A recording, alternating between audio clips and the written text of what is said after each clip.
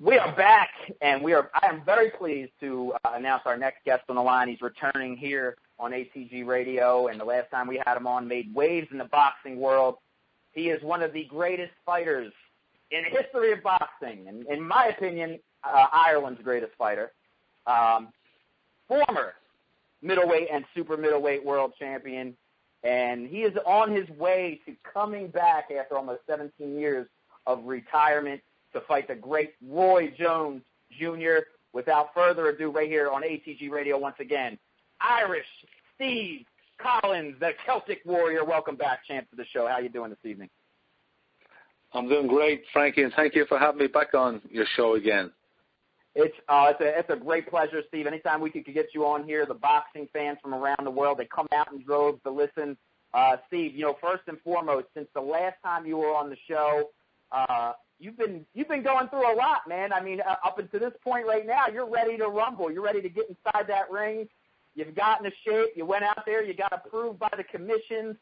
What's it been like since the announcement that you were coming back to fight Roy Jones? Well, it came about due to my conversation with you there last December, and I've been training since January. I more or less get myself in shape to go into training camp. But most importantly, I went through all my medicals. I got great results with my MRI, which was the most important one. The actual consultant's report on it was an excellent result. So fitting well, strong, ready to go. It's been hard work getting myself back in shape. I've had to dig down deep. Every day I have to dig down deep because it's not getting easier as you get older. But I've reached a great level of fitness now. I feel very strong, very determined. And I sent you over a video clip of myself and Roy Jones at a press conference, and you can see, by looking at me and listening to myself and Roy Jones, that we are for real, and this fight is dead serious, and it's getting very close to happening. Now, what else needs to happen? I mean, you're fit, ready to fight. Roy Jones has said numerous times he's ready to go.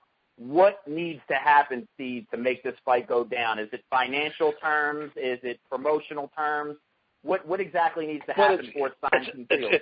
It really is. It's all of the above. What you just mentioned, it's all of the above. I mean, the most important thing and the hardest thing to make in boxing is a fight. The two opponents, myself and Roy Jones, we are our own men. We have both decided and gone public and gone on TV and said we want this fight to happen. So that's the biggest hurdle out of the way. The next one is TV. We have TV, showing interest, which is great. We have venues which would suit, for it to take place, more or less booked. We have the public interest. The public want it to happen. We've got promoters, questioning and asking about it, showing interest. So all these things are out there. We just need something to bring it together like a glue, to bring all these elements together. And I've had some very good meetings with very strong, powerful individuals in the promotion business who have shown a definite interest and are going to come back to me with an offer very soon. And they're talking about, within the next couple of weeks. What about the locations? We know, the UK would be huge. Roy Jones has never went over to the UK to fight, whether it's Ireland or England. Where are you hoping that this fight takes place? Well, Roy has always stated an interest to fight in the United Kingdom. He's a very popular fighter, and the British fight fans have never seen him fight over here.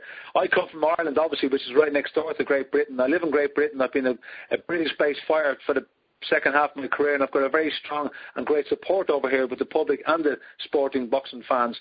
So for it to take place in the United Kingdom, we've absolutely no doubt it will sell out because we both appeal to the public and the sporting fans over here.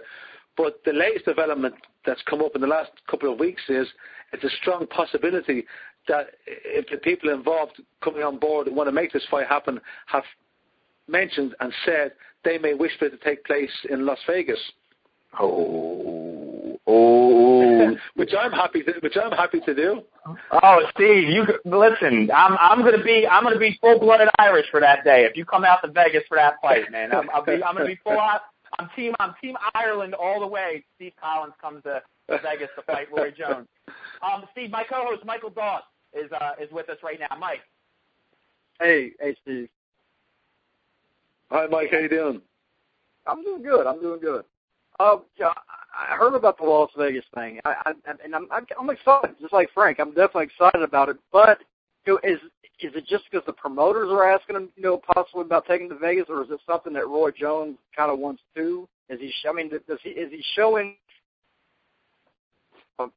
No, it's not actually. Roy Jones wants to fight Roy Jones wants to fight in the United Kingdom. It's something he's never done before and he wishes to do. I'm happy to fight in the United Kingdom because it's like home territory for me. But I'm also just as happy to go to Vegas. But the reason Vegas has come up, and I cannot reveal too much because the people I'm dealing with do not want me to reveal that they are interested, but the people involved have a very strong Vegas connection and they have business out there and they are out in Vegas and they wish for it to happen in Vegas for that reason. So that's why Vegas has only come up in the last week or two.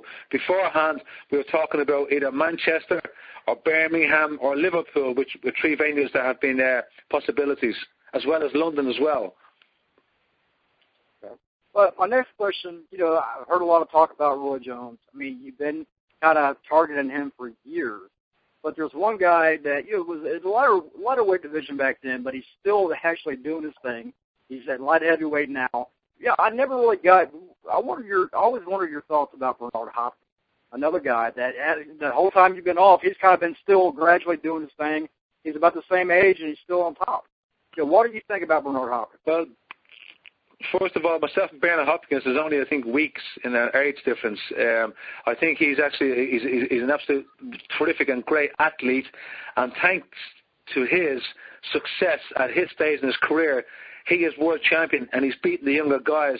So he has actually strengthened our argument that at this generation we can still fight and put on great performances and still beat the young kids out there. People are saying after Roy Jones, what are you going to do? And I said, well, I've nowhere else to go after Roy Jones. That was the man I wanted in my career. And people are saying, what about Bernard Hopkins? Because they said at the end of the day, Steve, you are only a light heavyweight and you're going to weigh in for the Roy Jones fight, a cruiserweight, probably just over the light heavyweight limit. What about you and Bernard Hopkins? And my answer to that is, let me get Roy Jones out of the way first and then talk about Bernard Hopkins. I commend you on that question. I'm glad he brought that up because, Steve, look, the thing is if you come back, and we're hoping it's not a one-and-done type thing. I mean, look, I know, I spoke to you, you and I since December with the interview on the show the last time we were here. You and I have touched base, and you've kept me updated on what's going on with you. And Steve, I know you're the Celtic Warrior. You're, world champion. You're retired world champion, one of the best chins. I'm going to stop blowing smoke up your butt for a second, but I'm going to say like this. I know how focused you are just hearing from your voice because you're one of the nicest fighters that I've ever spoke to. But when you say, Frank, I'm ready to go, I'm serious, and I'm going to beat Roy Jones. And, I mean, do you see that? Do you see you coming out here and, knocking out Roy Jones like you said you would do in December, the last time you were on the show? Do you see you knocking him out? When this fight became a definite possibility and almost a reality, and as it is now, I sat down, I closed my eyes, and I saw the fight, and I saw myself knock Roy Jones out. I seen the points that landed, and I saw how I will do it. What I'm doing now is preparing myself and get myself into shape and condition so as I can carry out that image that I have in my head, which is the end result. And there's only one end result as far as I'm concerned, and that is me, stopping Roy Jones inside a distance. And I'm going to go out there with nothing else, no other game plan, and just focus on doing that. And that's all I'm going to do. Steve, final question. Okay, Dawes. I'm sorry, Dawes. I'm sorry, man. I got one more question, Steve. It's about Roy. I mean, like I said before, you've been wanting this fight for years upon years. It seems like it's the thing that really kept you hungry. If you are successful against Roy Jones, do you really think, you got people asking if you're going to compete again, and do you really think that you'll have the hunger after you've done something you've been wanting to do for 15, 20 years? Well, if you'd asked me that question, before this fight became, a possibility, I would have said, no, I'm not interested. I don't think so. I've fulfilled my career. I've had a great career. The fact that I was U.S. middleweight champion, by the way, which no one mentions, middleweight champion of the United States is one of my proudest moments and my proudest title. And lots of guys win world titles, but very few guys can become the middleweight champion of the United States. But getting back to your question you asked, I wasn't looking for a comeback. I was no interest in making a comeback at all. So the Roy Jones scenario raised, And a feeling came over me, and a feeling inside me. I felt the clock was put back 20 years, and I realized this has never gone. This is still here. This is unfinished business. And, I get up in the morning. I am a farmer. I run my farm. I have my horses. I do my work. And at the end of the day, I go down to the gym and I work out. And I work out hard. I watch my diet. I'm living clean. And I'm doing that now because I have a hunger and a desire. And nothing else has given me that for a long time except this Roy Jones fight. And I feel, that I've never retired. The clock has gone back and there's just been no time in between. My up and coming fight. I'm so up for it. It's unbelievable. And when I talk about it, people know, they believe me because they know what I'm saying is true. And when I sat with Roy Jones, I sent a clip over to Frank. Frank saw the video clip. When he saw him and I sit together, looking at me, that I'm not kidding around. I'm 100% sincere. I want this fight and I feel so up for it. And I really believe in my heart and soul that this is a big opportunity for me to put something to bed. A grudge that's been lasting almost 20 years. Steve, tonight's theme, Irish fighters, Irish boxers, the greats. You're obviously one of them. I want to get your thoughts. We're giving an ode to Irish boxing here. Your thoughts on the Irish fans and the Irish fighters of the past and present, if you don't mind, please. Well, I've had a great, obviously, I got great support from the Irish Americans, the people who moved to America, the second generation, first generation, my generation out there. I got great support from them because when I came to fight, I tried to be as honest in the ring and as brave as possible. And it's a reputation that Irish fighters have is they're honest, brave, and they fight to the end. I always tried to have that persona when I climbed into the ring, and when I had it, the Irish people, supported me and are proud of me because they felt I represented their mindset in life, in business, in sport, and definitely in boxing. They like to look upon themselves, the Irish guys, as strong, brave, and honest, and willing to fight to the end. And that's how my reputation as a fighter was. And because of that, I got great support from the Irish public because I tried to represent them in that vein. Beautiful. Steve, I'm telling you, man, we forgot to announce you as Mr. President before. I know the last time you demanded that we announce you as Mr. President. But Steve, hey man, we don't want to keep you. I did not. Yeah, I did not. You thought you said I did not. Steve, we don't want to keep you too long. We know it's a little bit later out there. We appreciate you joining us today. Soon as we hear something, obviously, a little bit more concrete with you and Roy as everything unfolds.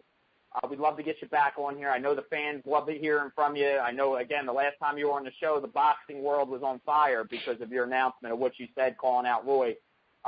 We thank you so much, Steve. We really do, my man. We love you. We appreciate what you've done in the past, what you're doing now, and looking forward to so many great things from you in the future, champ. Frank, thank you very much. I appreciate that. You've been a big support for me, and I always keep you up to date on anything that's going on. And I thank you very much. And please God, if it does happen, when it does happen, it's going to be something special. And I say to people, why not? Uno mas. There you go, man. Steve Collins, Irish Stevie Collins, the Celtic Warrior, one of the greats of all time, man. And not just, we forgot too, the Irish middleweight champion. You were the Irish, United States, the world middleweight, the world super middleweight. We got to give a shout out, the Irish middleweight champion early in your career, Stevie. But champ, we appreciate it so much. God bless you. God bless you and your family, and looking forward to hearing from you again in the future, champ. Thank you very much. Appreciate it, and God bless everyone listening. And it's great to hear from you again. Thank you. Thank you, champ.